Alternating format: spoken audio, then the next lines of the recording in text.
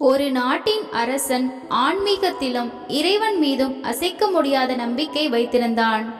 ஆனால் அவன் மனதிற்குள் பல வருடங்களாக தனக்கு ஒரு குழந்தை இல்லையே என்ற ஏக்கத்தை எந்த கடவுளும் தீர்க்கவில்லை என்ற ஆதங்கமும் இருந்தது.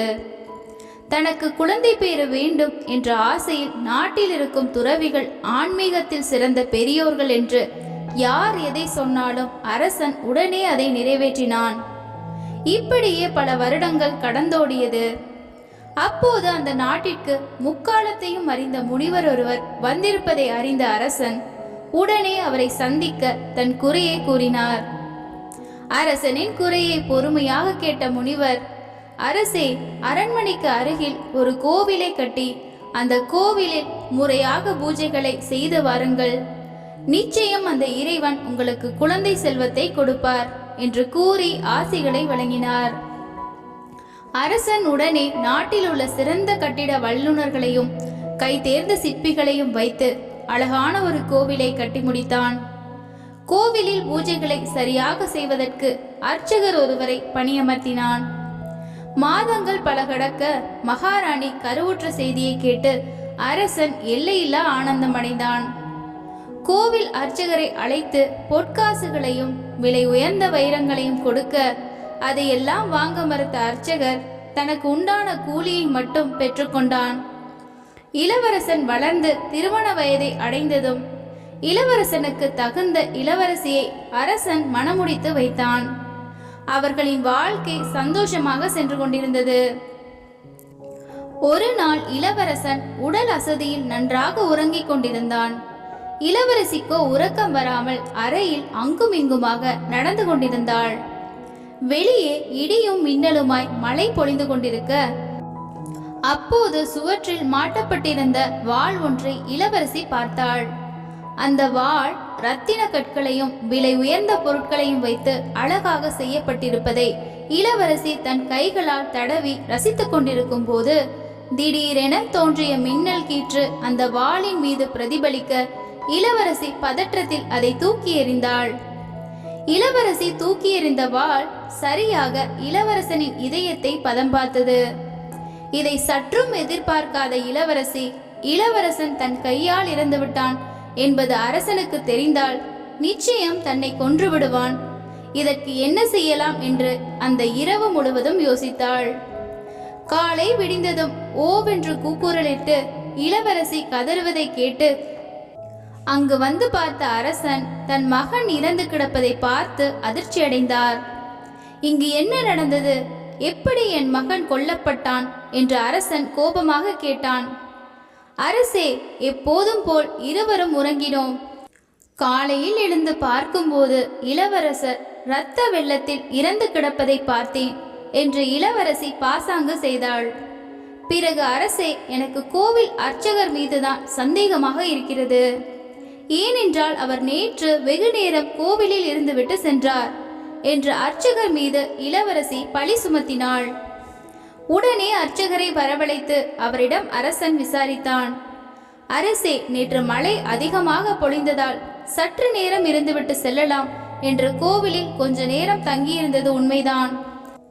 ஆனால் இளவரசரின் மரணத்திற்கு நான் காரணமில்லை என்று தன் விளக்கத்தை அர்ச்சகர் கூறினார். தன் மகனின் மரணத்தை தாங்க முடியாத அரசன் எதையும் தீர விசாரிக்காமல், இல்லை, நீங்கள் தருகின்ற விளக்கம் நம்பும்படியாக இல்லை. எனக்கு பல வருடங்கள் கழித்து இளவரசன் பிறந்ததற்கு நீங்கள் செய்த பூஜைகளும் ஒரு காரணமாக இருந்திருக்கும் என்று நம்பியவன் நான். ஆனால் இப்போது அவன் மரணத்திற்கு நீங்களே காரணமாக இருப்பதை பார்த்து என் மனம் தாங்க முடியவில்லை. நான் உங்களுக்கு மரண தண்டனை விதித்தால் அந்த பாவம் 7 ஜென்மத்திற்கும் என்னை பின்தொடரும்.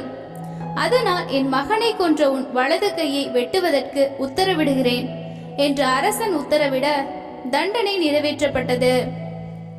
அரசி மகன் மீது இருக்கும் கண்மூடித்தனமான அன்பால் உண்மை எது பொய் எது என்று தீர விசாரிக்காமல் நீ நீதி தவறிவிட்டாய்.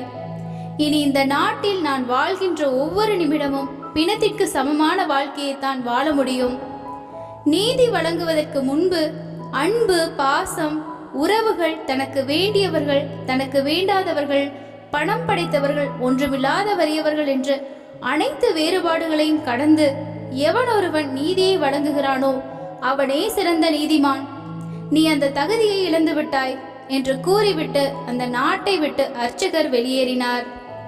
செய்யாத தவறுக்கு எதுக்கு எனக்கு இந்த தண்டனை என்று மனதிற்குள் நினைத்து கொண்டே சென்றவர் முக்காலத்தையும் அறிந்த மகான் ஒருவர் அருகில் குடிசையில் இருப்பதை அறிந்து அவரிடம் சென்று தன் நிலைக்கான காரணத்தை தெரிந்து கொள்ள விரும்பினார்.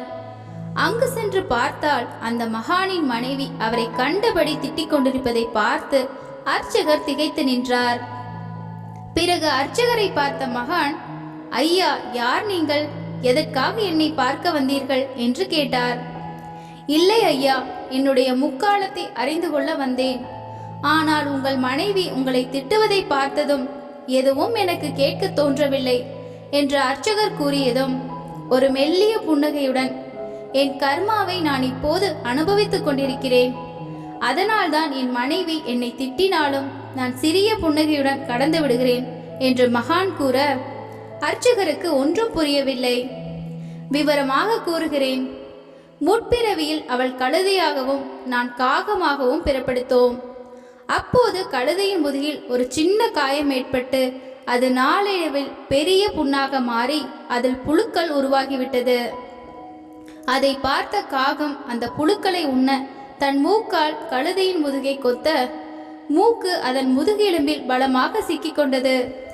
கழுதையால் வலி தாங்க முடியாமல் அருகில் ஓடிக்கொண்டிருந்த ஒரு புண்ணிய நதியில் இறங்க நதியில் நீரின் வேகம் அதிகமாக இருந்ததால் கழுதையும் காகமும் நதியில் மூழ்கி உயிரிழந்து விட்டது. புண்ணிய நதியில் உயிர் பிரிந்ததால் பாவங்கள் குறைந்து நாங்கள் இருவரும் மனிதர்களாக பிறப்பெடுத்து இப்போது கணவன் மனைவியாக வாழ்ந்து வருகிறோம். எனக்கு முக்காலமும் தெரியும் என்பதால் அவள் மீது எந்த குறையும் இல்லை என்பதை புரிந்து நான் செய்த கர்மாவை இப்போது அனுபவிக்கிறேன் என்று கூறி முடித்தார். ஐயனே, உங்கள் பிரச்சனை என்னவென்று கூறுங்கள் என்று கேட்டு அர்ச்சகர் கூறிய விஷயங்களை மகான் கேட்டறிந்தார். பிறகு, ஐயனே, உங்கள் கையை அரசன் வெட்டவில்லை. கர்மா தன் தண்டனையை அரசன் மூலம் நிறைவேற்றிக் கொண்டது என்று மகான் கூற எதுவும் புரியாமல் அர்ச்சகர் விழித்தார். நீங்கள் முற்பிறவியில் முனிவராக ஒரு காட்டில் தியானத்தில் இருந்தீர்கள். அப்போது வேடன் ஒருவன் மான் ஒன்றை துரத்தி கொண்டு வந்தான். அந்த மான் எந்த திசையில் சென்றது என்று உங்களிடம் வேடன் கேட்க, நீங்கள் மான் சென்ற திசையை உங்கள் வலது கையால் காட்டினீர்கள். அவன் அந்த மானை கொன்று அதை எடுத்துக்கொண்டு உங்களுக்கு நன்றி கூறிவிட்டு செல்லும் போது மறைந்திருந்த சிங்கம் முனிவர் வேடன் இருவரையும் கொன்றது. இறந்த நீங்கள் அர்ச்சகராகவும் வேடன் இளவரசனாகவும் மான் இளவரசியாகவும் பிறந்து அவரவர்களின் கர்மாவை அனுபவித்தீர்கள் என்று மகான் விவரமாக கூறினார். தான் செய்த பாவம் எப்படி தன்னை பின்தொடர்ந்தது என்பதை புரிந்து கொண்ட அர்ச்சகர் இறைவனிடம் மனதார மன்னிப்பு கேட்டார். நாம் செய்கின்ற ஒவ்வொரு செயலும் கர்மாவின் கணக்கில்தான் வரும். நீங்கள் செய்கின்ற தவறுகளை யார் கவனிக்கப் போகிறார்கள் என்று கர்வத்துடன் இருக்காதீர்கள். இது கலிகாலம். உங்களின் பாவத்திற்கு சம்பளம் எண்ணப்படுகின்றன. அது விரைவில் வட்டியும் முதலுமாக உங்கள் கைகளை வந்தடையும் என்பதை மறந்துவிட வேண்டாம். நீங்கள் தவறு செய்கின்ற ஒவ்வொரு முறையும் மனசாட்சி என்ற ரூபத்தில் கர்மா உங்களை எச்சரிக்கும். அதையும் மீறி தவறு செய்பவர்களுக்கு கருணையோ மன்னிப்போ நிச்சயம் இறைவனிடம் கிடையாது. தண்டனை மட்டுமே காத்திருக்கும் என்பதை நினைவில் வைத்துக் கொள்ளுங்கள்.